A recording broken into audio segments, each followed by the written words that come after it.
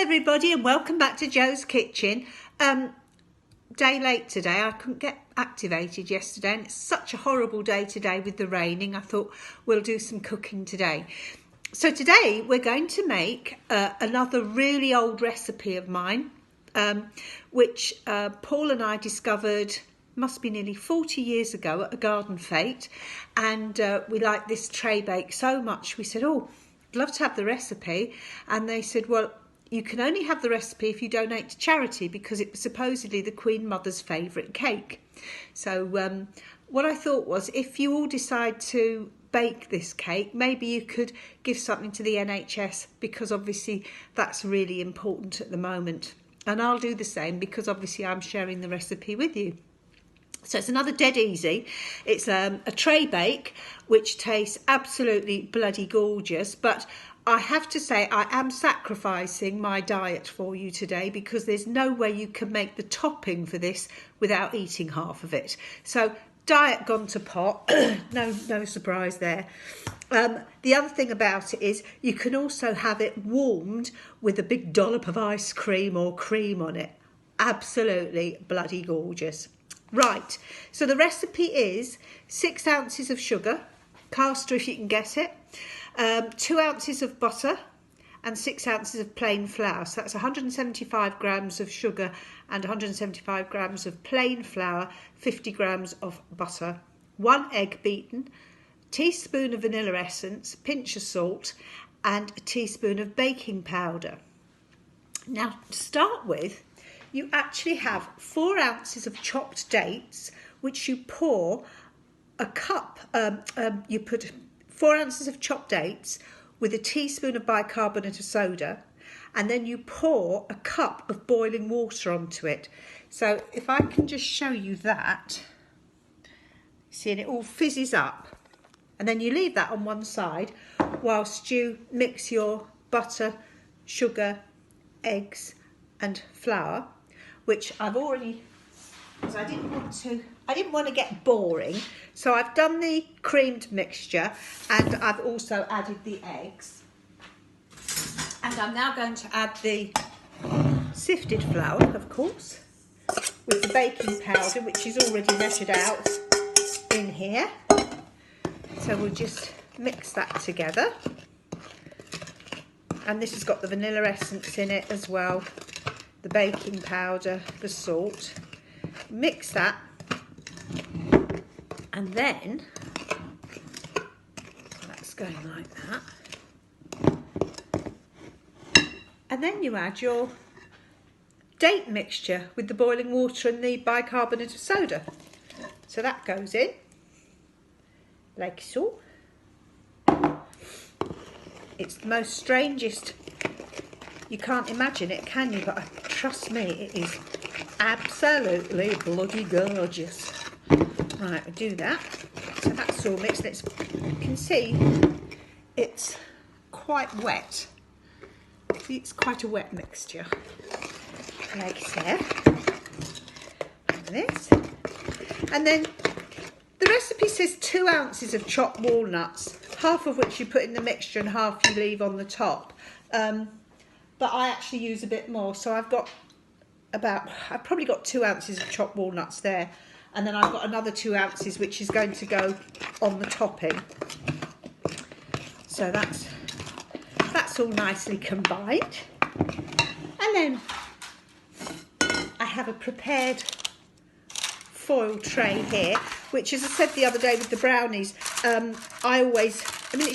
fine, but I always line it with a bit of non-stick, wonderful non-stick cooking parchment too. And then we pour, I never do this right, do I? Let me see if I can. No, I can't. Anyway, never mind. Right, so that's the mixture going in.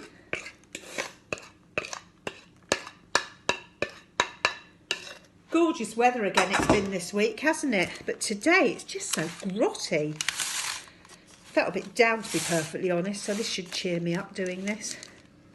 So there we go, there's our mixture in here, and I'll just get the dreaded scrapey scrape out. But It's not a chocolate mixture, so I'm not tempted to lick the bowl on this one. But wait till we get to the topping. Oh my goodness me. You won't believe it.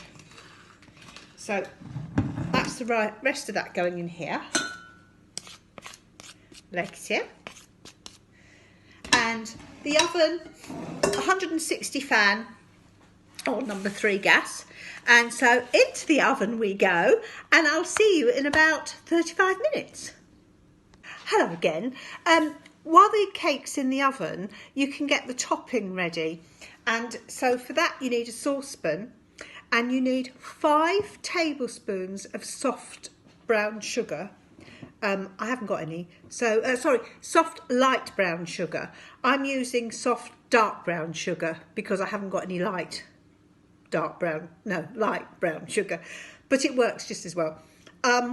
2 tablespoons of butter and 2 tablespoons of top of the milk. Shows how old this recipe is. Top of the milk. So I use double cream, and the only double cream I could get yesterday was Jersey. So oh my goodness, this is going to just be divine. And then basically, you see, you've got it all in the saucepan like that. You basically then bring it to the boil, and you boil it for 3 minutes. So I'm going to do that while the cake's still cooking, and then I'll get back to you. See you in a minute. So the cake's out of the oven, okay, and the topping has boiled for 3 minutes, and you don't actually have to wait for the cake to go cool. So you've now got this most gorgeous toffee sauce, and you basically just put it here, just pour it onto the top of the cake.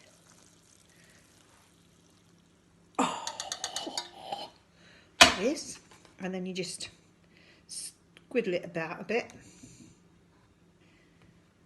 Okay, so just completely coat the top of the cake.